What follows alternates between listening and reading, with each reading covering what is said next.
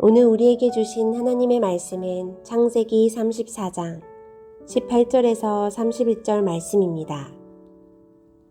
그들의 말을 하물과 그의 아들 세겜이 좋게 여김으로 이 소년이 그 일 행하기를 지체하지 아니하였으니 그가 야곱의 딸을 사랑함이며 그는 그의 아버지 집에서 가장 존귀하였더라.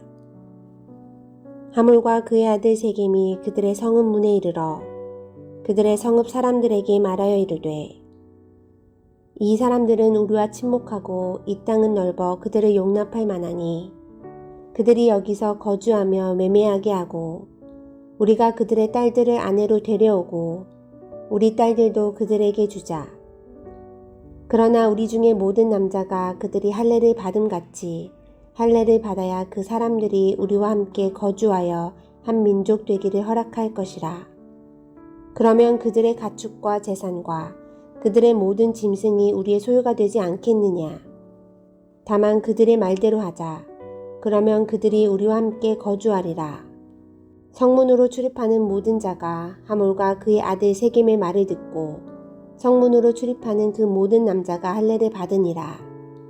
제3일에 아직 그들이 아파할 때에 야곱의 두 아들 디나의 오라버니 시므온과 레이가 각기 칼을 가지고 가서 몰래 그 성읍을 기습하여 그 모든 남자를 죽이고 칼로 하물과 그의 아들 세겜을 죽이고 디나를 세겜의 집에서 데려오고 야곱의 여러 아들이 그 시체 있는 성읍으로 가서 노략하였으니 이는 그들이 그들의 누이를 더럽힌 까닭이라. 그들이 양과 소와 나귀와 그 성읍에 있는 것과 들에 있는 것과 그들의 모든 재물을 빼앗으며 그들의 자녀와 그들의 아내들을 사로잡고 집 속의 물건을 다 노략한지라. 야곱이 시므온과 레이에게 이르되 너희가 내게 화를 끼쳐 나로 하여금 이 땅의 주민 곧 가나안 족속과 브리스 족속에게 악취를 내게 하였도다. 나는 수가 적은즉 그들이 모여 나를 치고 나를 죽이리니 그러면 나와 내 집이 멸망하리라. 그들이 이르되 그가 우리 누이를 창녀같이 대우함이 옳으니이까.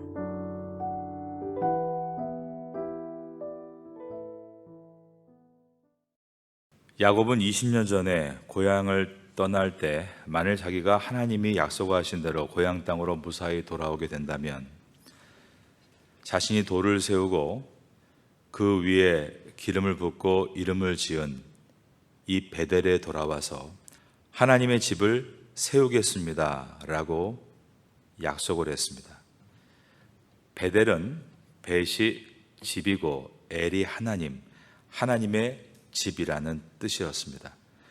그러나 야곱은 고향인 가나안 땅에 돌아와 척박한 광야의 한 구덩이인 베델에 가서 하나님의 집을 지은 것이 아니라 세겜이라는 사람들이 살고 있고 문화가 있는 곳에 자기 집을 짓고 우리간을 짓고 살기 시작했습니다.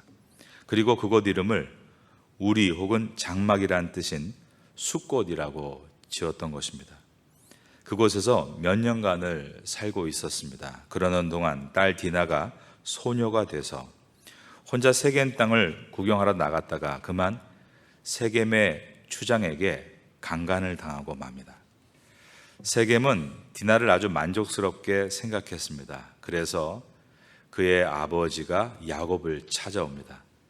강간을 당한 디나는 아직 세겜의 집에 있었고 세겜의 아버지가 야곱을 찾아와서 우리 아들과 당신의 딸이 혼인을 맺으면 어떻겠느냐라는 이 제안은 세겜의 가족이 야곱의 가족을 얼마나 가볍게 여기고 두려워하지 않았는가를 보여줍니다.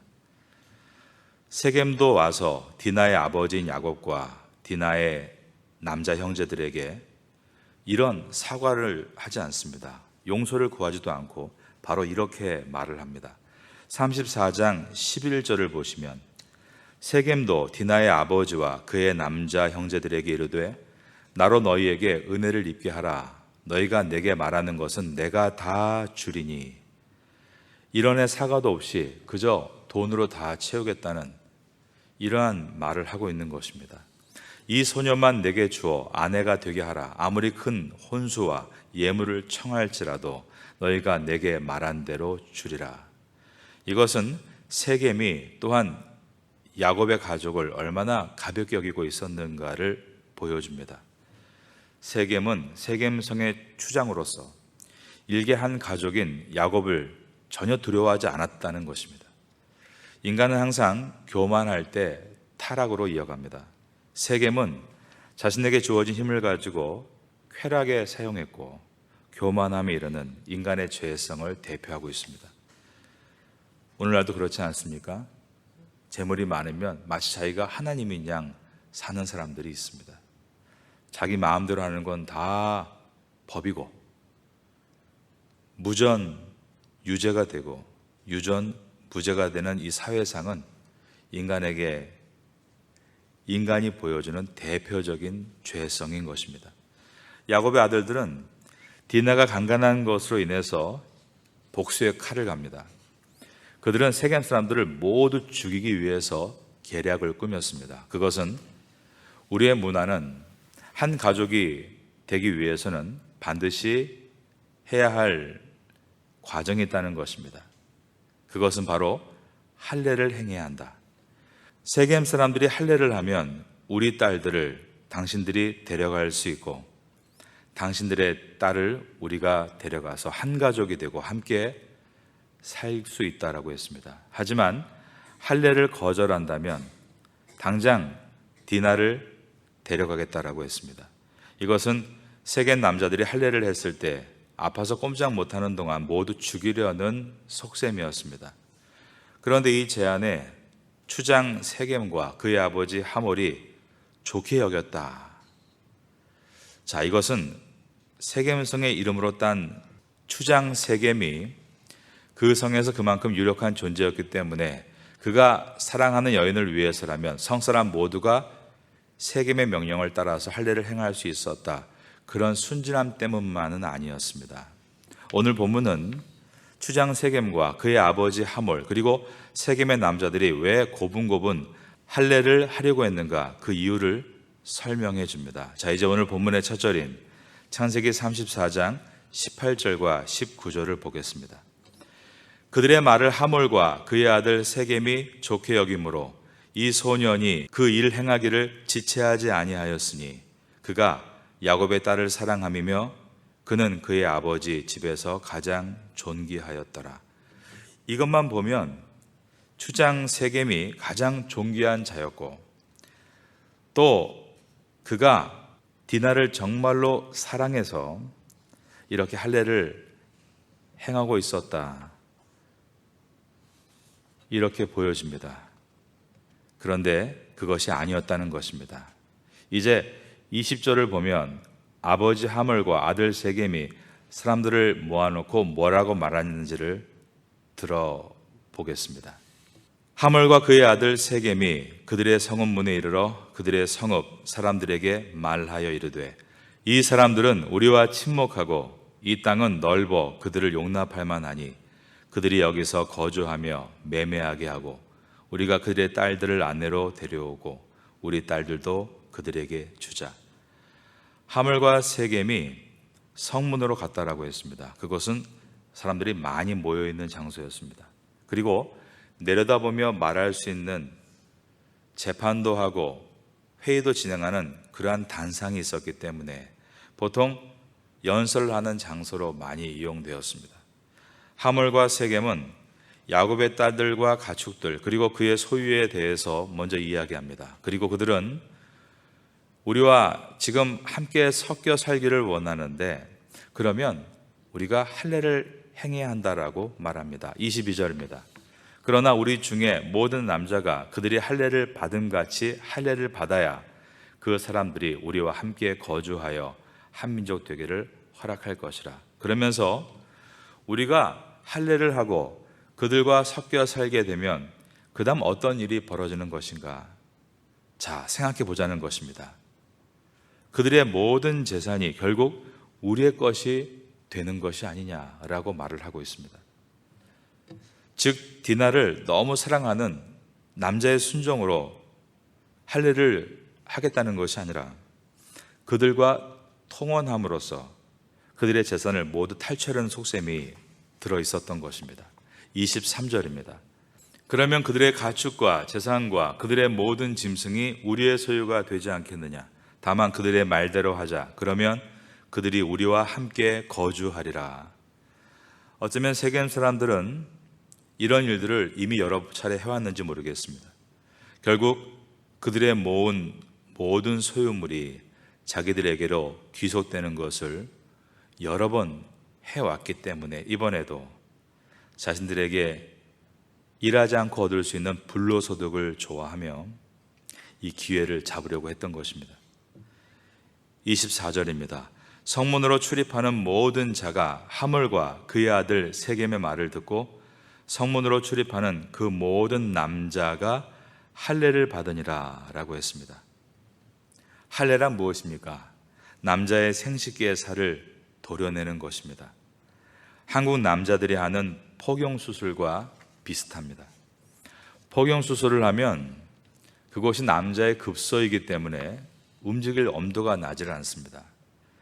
야곱의 배달은 11아들 중에 여동생 디나의 친오라버니가 6명이 있었습니다. 그런데 그 중에 시므온과 레위, 둘째와 셋째가 앞장서서 복수의 칼을 뽑습니다. 25절입니다. 제3일에 아직 그들이 아파할 때에 야곱의 두 아들 디나의 오라버니 시므온과 레위가 각기 칼을 가지고 가서 몰래 그 성읍을 기습하여 그 모든 남자를 죽이고, 이들은 복수의 눈이 멀어 있었습니다. 그래서 세겜 성읍에 있는 모든 남자를 다 죽였습니다. 물론 복수의 원 대상자인 하물과 세겜도 죽였습니다. 그리고 디나를 그의 집에서 데려옵니다. 26절입니다. 칼로 하물과 그의 아들 세겜을 죽이고 디나를 세겜의 집에서 데려오고. 그런데 이 다음부터가 그들은 복수에만 눈이 먼 것이 아니라 재물에도 눈이 멀어 있었다는 것을 보여줍니다. 27절입니다.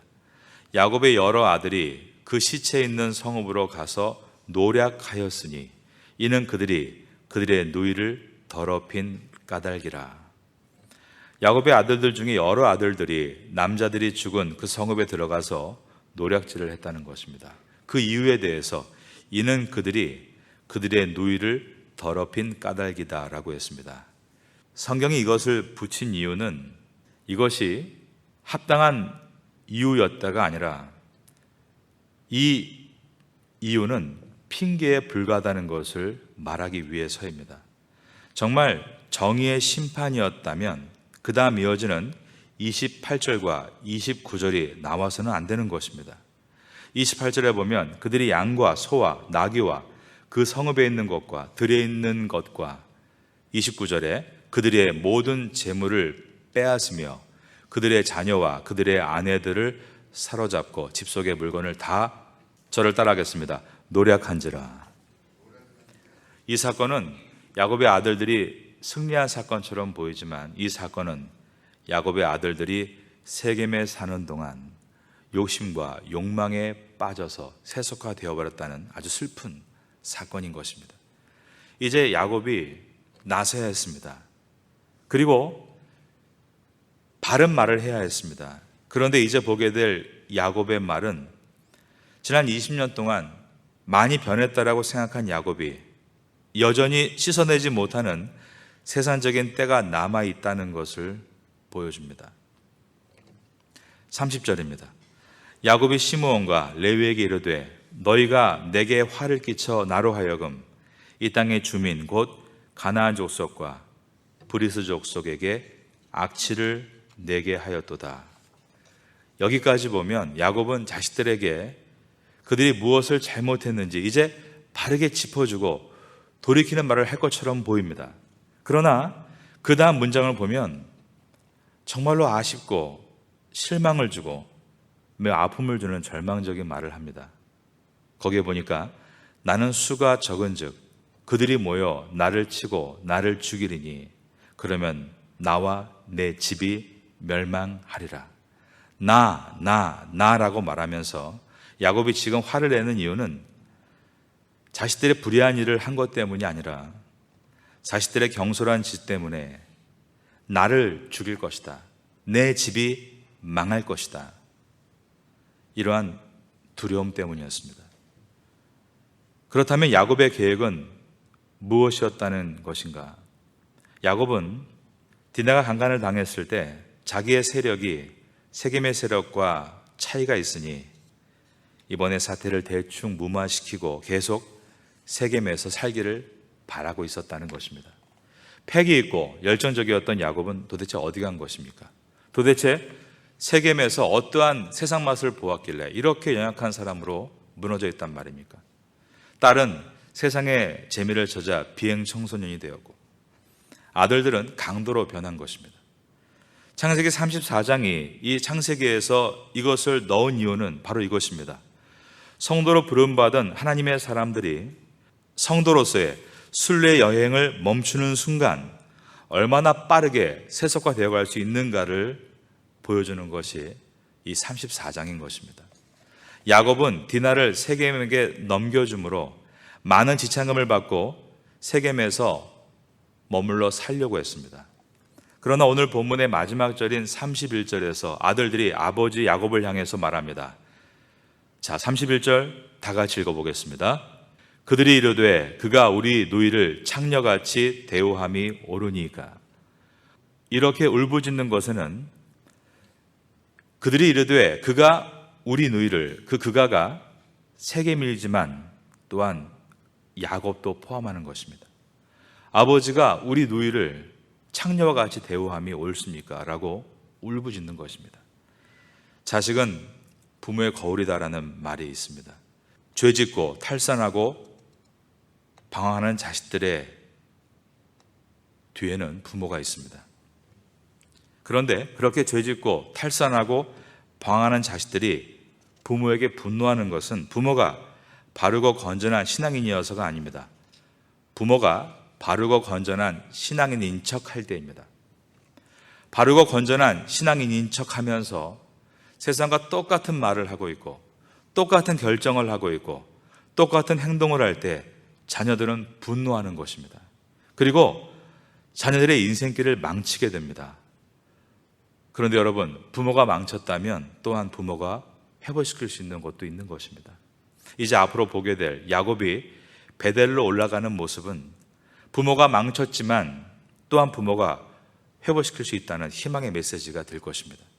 우리가 본 세겜 사람들의 할례를 받는 사건은 세상 사람들, 즉 믿지 않는 사람들이 교회에 들어와 행하는 전형적인 모습입니다.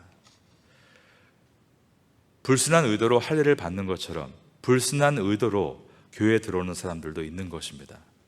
옛날에는 우리나라 교회들의 큰 어려움 가운데 하나가 개 모임이었습니다. 교회에서 돈의 욕망을 불어넣는 것입니다. 개를 들면 큰 목돈을 만지게 한다는 유혹을 교회에 들어와 퍼뜨리는 사람들이 있었습니다. 세례도 받고요, 집사도 되고 중직이 되지만 그의 야망과 목적은 돈이었다는 것입니다. 그 외에 이단들은 들어와서 성도들을 미혹합니다. 신천지 같은 경우는 목적이 오늘 이 세겜의 사람들이 말하는 것처럼 우리가 다 빼앗자는 것입니다. 그래서 누룩과 같이 번져 있다가 몇 년 후에 우리가 신천지라고 벌떡 일어나면 교인의 절반 이상이 신천지이고 그들이 교회를 부수고 다 떠난다는 것입니다. 선거철에 교회에 오는 입 후보자들이 있습니다. 그들도 교회에 들어오는 의도가 불순합니다. 처음에는 목사님도 너무 놀라하고 성도들도 즐거워합니다. 이런 귀한 분이 교회에 오시다니요. 그러나 이제는 그렇게 놀라워하지 않습니다. 수십 년 동안 그들이 교회에 와서 해왔던 목적과 이유를 알기 때문입니다.